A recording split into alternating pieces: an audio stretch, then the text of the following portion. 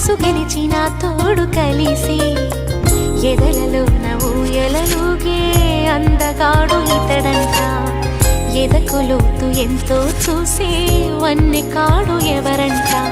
అయినా నేను మారాలే, అందంగా బదులిస్తాలే, సుఖమయ్యద విరబోస్తున్నా పులకింతే తెలిసింది.